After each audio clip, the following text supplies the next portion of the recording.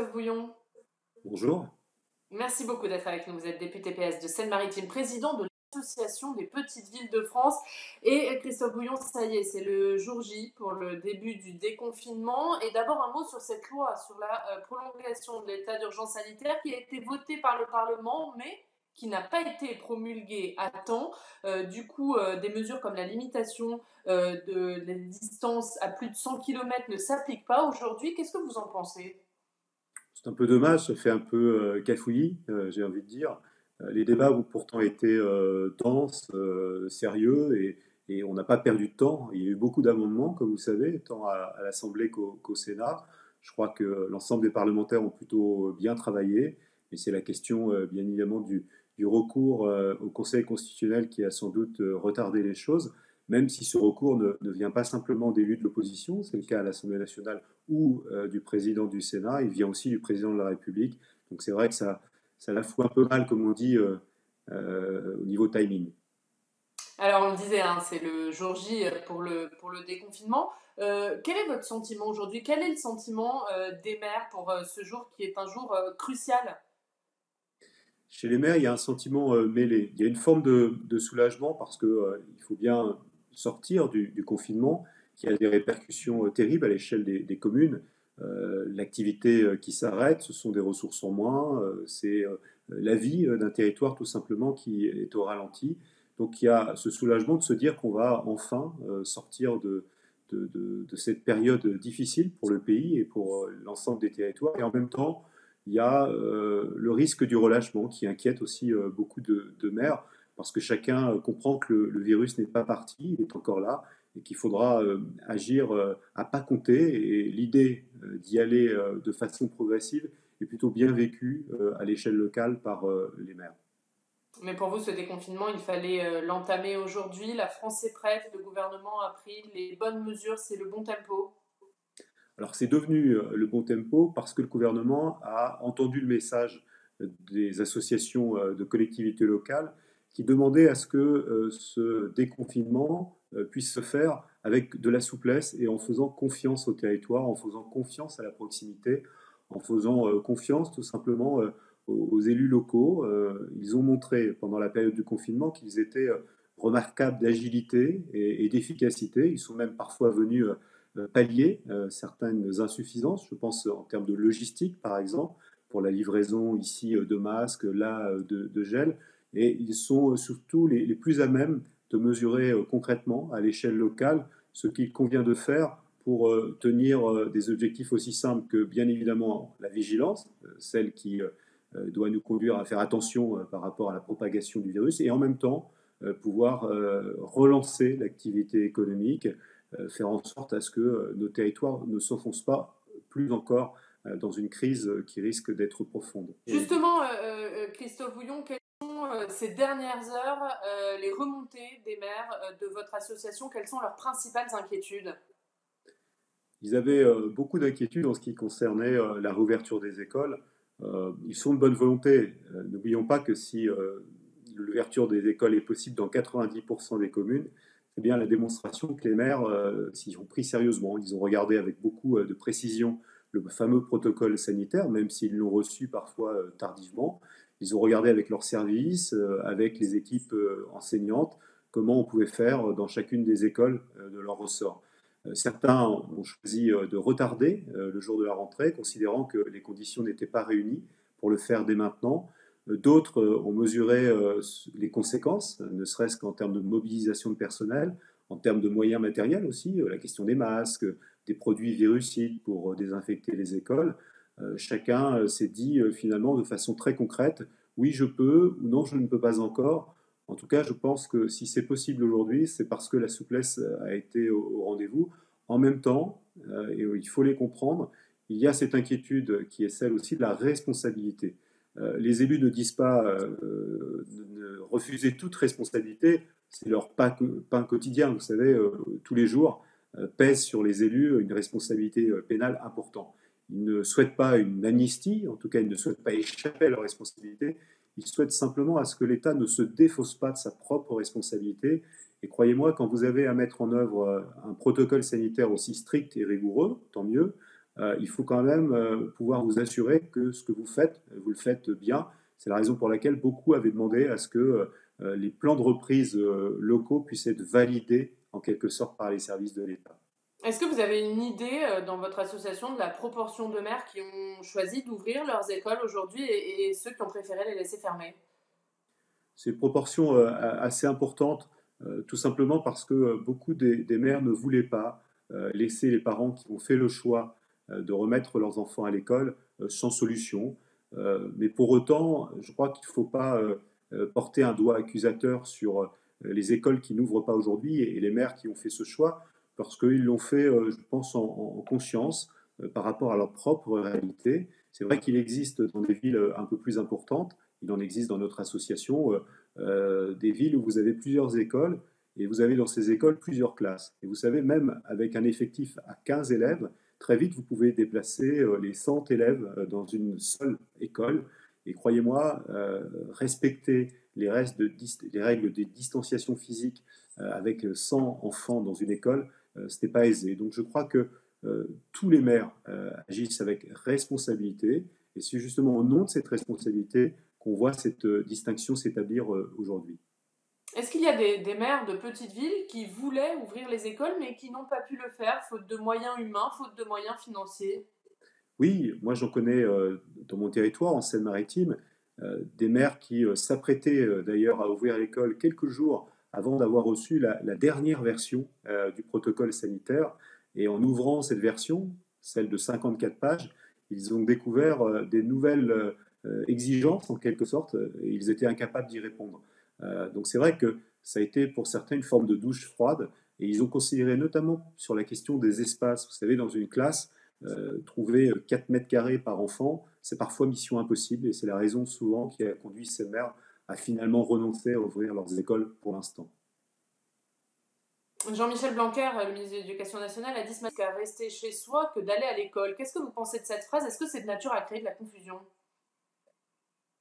Oui, c'est de nature à créer de la confusion parce que même si tout le monde est d'accord pour dire que de laisser des enfants 5 à 6 mois sans école n'est pas une bonne chose et que ça peut en effet être difficile, très difficile, notamment pour des élèves les plus en fragilité ou des décrocheurs.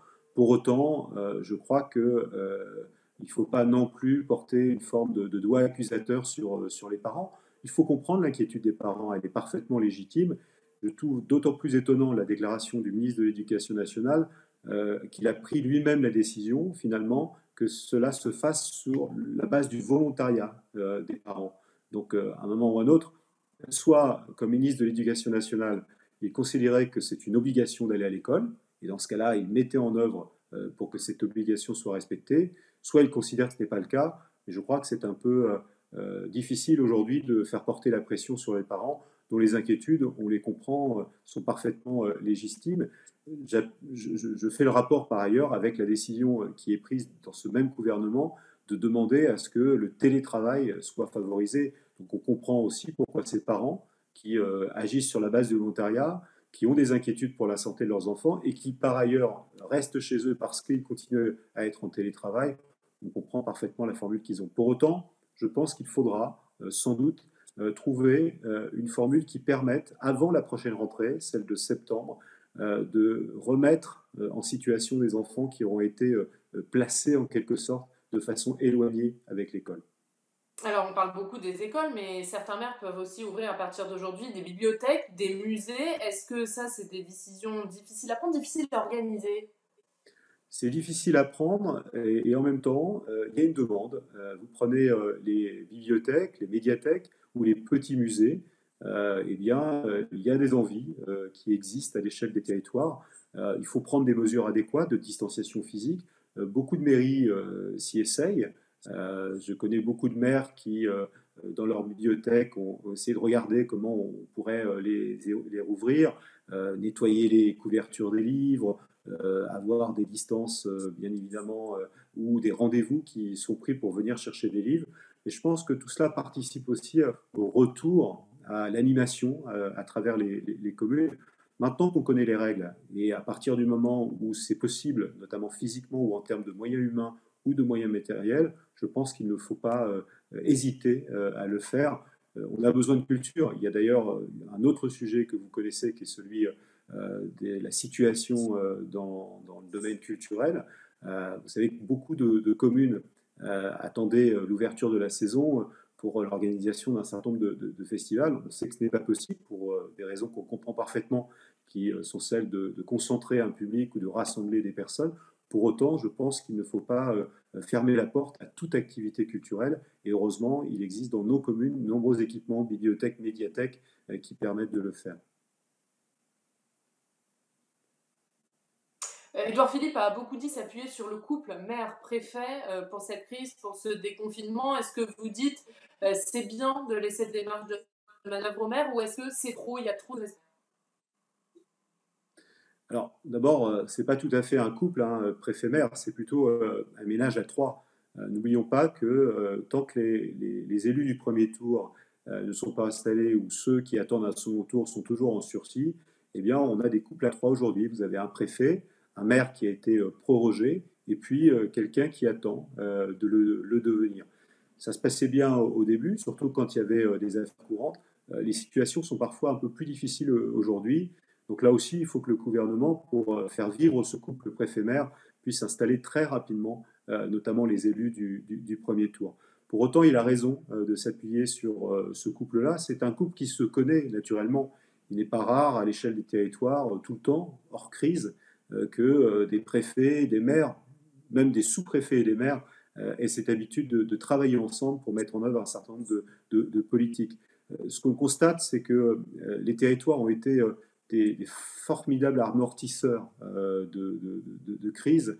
Et si on veut demain que ce soit des redémarreurs de l'économie, il faut vraiment pouvoir compter sur eux. L'échelon de la collectivité compte. Pour autant, et je me suis permis de le dire au Premier ministre, il faut qu'on fasse attention que dans ce couple maire-préfet, il n'y ait pas une forme de déséquilibre. Il ne faut pas que d'un côté le préfet dit je décide et que le maire soit un simple exécutant. Il faut être dans la co-construction, c'est-à-dire qu'il faut permettre qu'il y ait une expression du maire et qu'il puisse non seulement appliquer les décisions qui viennent d'en haut, mais aussi faire des propositions qui peuvent permettre d'éclairer le préfet dans les choix qu'il a à faire.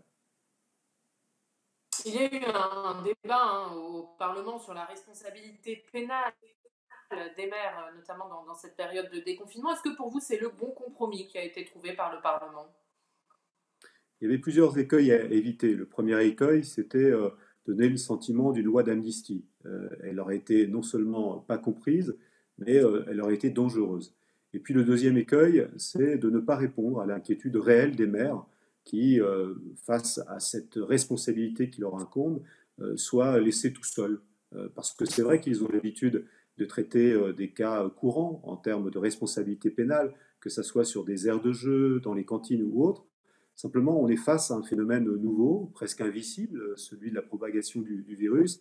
Et c'est vrai que beaucoup de maires étaient dans l'incertitude. On est arrivé aujourd'hui, finalement, à une solution qui, en ce qui me concerne et en ce qui concerne l'Association des petites villes de France, est plutôt satisfaisante dans le sens où, à la fois, on ne touche pas à l'équilibre de la loi Fauchon, qui a le mérite d'exister, même si il y a encore sans doute des améliorations, notamment sur la question de la faute caractérisée. Pour autant, à partir du moment où on inscrit dans le Code de la santé des précisions en ce qui concerne les pouvoirs, la compétence et les moyens qu'engagent les maires pour répondre à leurs responsabilités, je pense qu'on peut permettre aux juges demain d'apprécier encore plus finement si la responsabilité est engagée et de quelle façon elle peut l'être. Mais encore une fois, je pense qu'il ne fallait pas donner le sentiment que des élus cherchent à échapper à leurs responsabilités. Ce n'était pas la demande des maires. Je le dis avec force, l'ensemble des élus, et notamment les maires des petites villes de France, demandaient simplement à ce que l'État soit à leur côté, et surtout lorsque vous mettez en œuvre, par exemple, la réouverture des écoles sous la responsabilité de l'État à travers son protocole sanitaire et à la demande de l'État, eh bien, à un moment ou à un autre, il puisse y avoir une validation de ce que vous mettez en place pour que le maire, si sa responsabilité est engagée, puisse le dire qu'il y a eu une validation, d'une part, et d'autre part, qu'il a respecté stricto sensu le protocole sanitaire mis en œuvre par les services de l'État. élu, il y a la loi 3D, la loi de Jacqueline Gouraud qui devait arriver au Parlement avant l'été. Est-ce que pour vous, à la lumière de cette crise, il faut la revoir, cette loi 3D, il faut encore plus de décentralisation? Oui, 3D, c'est décentralisation, déconcentration et différenciation. On voit bien que pendant le confinement, au début de la crise, beaucoup de choses n'ont pas fonctionné au niveau des services de l'État. On voit bien que la verticalité n'est pas forcément le meilleur moyen de répondre à une crise de cette nature. Il faut de l'horizontalité, il faut de la proximité. Je pense qu'il faut pouvoir donner les clés parfois, non seulement à l'État local, mais aussi aux élus locaux pour organiser au mieux un certain nombre de choses. Il faudra qu'on aille beaucoup plus loin, me semble-t-il, sur la question de la différenciation, auquel j'ajoute ce principe de subsidiarité, c'est-à-dire de confier une responsabilité à l'échelon qui est le plus efficace pour pouvoir l'exercer. On voit bien que demain, ce qu'on attend, c'est quoi? C'est non seulement un pays beaucoup plus résilient, notamment face à des crises de cette nature. On cite cette épidémie, mais j'ajoute qu'on n'est pas à l'abri aussi de phénomènes liés au dérèglement climatique. Et pour être résilient, eh bien, il faut pouvoir s'appuyer sur des territoires, sur des collectivités qui sont elles-mêmes très résilientes. On voit l'agilité qui est celle des maires, on voit la capacité de rebond qui est celle des territoires, et c'est sur cela que l'État doit pouvoir compter, non seulement au moment des crises. On voit l'habitude qui est prise depuis quelque temps maintenant de venir chercher les territoires, les collectivités quand ça va mal là-haut. Regardez au moment des Gilets jaunes, au grand débat national, on était bien content de trouver les maires. On voit aujourd'hui cette crise sanitaire, à nouveau on fait appel aux maires. Je pense qu'il ne faut pas aller faire appel aux maires de temps en temps quand ça va mal, il faut faire appel aux maires tout le temps pour que ça aille mieux. À cette crise sanitaire va succéder a priori une crise économique. Est-ce que vous êtes inquiet pour les finances des collectivités? Est-ce que vous demandez à l'État d'aider les communes et notamment les petites villes? Nous sommes inquiets en ce qui concerne les conséquences sur les petites villes de cette crise sanitaire, qui est aussi une crise financière et une crise économique. Les élus font les comptes, ils ont sorti les calculettes, et ils voient bien qu'il y a des dépenses nouvelles qu'ils ont actionnées pour faire face à cette crise, mais aussi des pertes de recettes assez conséquentes sur leur territoire qui sont liées tout simplement à l'arrêt de l'activité, notamment des communes touristiques, mais pas seulement.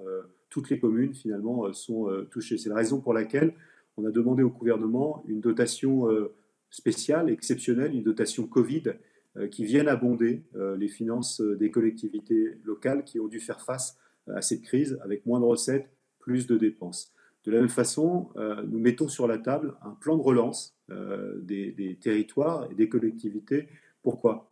Parce que on voit bien que les territoires sont souvent des amortisseurs de crise, mais ce sont aussi des formidables redémarreurs de l'économie par la commande publique.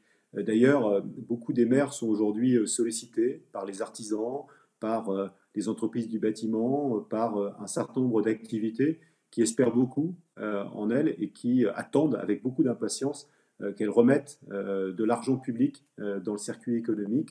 Et pour cela, il faut laisser à flot les collectivités locales et sans doute accélérer un certain nombre de programmes.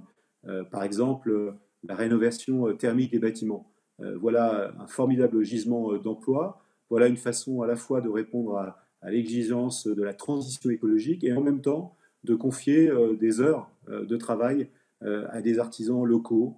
Donc c'est à la fois gagnant en termes de finances, ça fait faire des économies parce que les bâtiments sont mieux isolés. C'est à la fois un redémarrage plus rapide. Donc voilà une situation très concrète. On a beaucoup d'autres propositions qui visent à chaque fois finalement à accélérer des programmes qui étaient sans doute pour l'instant sur des documents, mais qui méritent d'être mis en œuvre le plus rapidement possible. Prenez l'exemple du plan Petite Ville de demain, qui est un moyen de revitaliser les centres-bourgs ou les centres-villes. On voit qu'avant même cette crise sanitaire, il y avait beaucoup de communes qui étaient en difficulté en termes de vacances commerciales, en termes de dynamisme de leur centre-bourg, avec des logements vacants, avec des situations qui devenaient de plus en plus compliquées. Eh bien, les commerces ont été fragilisés. Je crois que c'est le bon moment pour accélérer ce type de plan, pour faire en sorte à ce qu'on vienne très vite en soutien en termes d'investissement à ces territoires. Bref, si on veut réussir la relance économique, ça passera par les territoires et ça passera notamment par le fait de leur confier le moyen d'agir concrètement à travers des investissements. De la même façon, et c'est quand même une des leçons de cette crise aussi, on a vu que à travers le confinement, beaucoup ont redécouvert la qualité de vie qui existe dans les petites villes, ont redécouvert que l'on pouvait travailler dans nos petites villes à distance. Donc il va falloir accélérer la couverture numérique du territoire. Il va falloir aussi sans doute offrir une qualité de service comparable aux grandes villes, et notamment sur la question sanitaire. C'est la raison pour laquelle on demande aussi à ce que demain il n'y ait plus de déserts médicaux à l'échelle des territoires. Merci beaucoup d'avoir été avec nous. Merci à vous.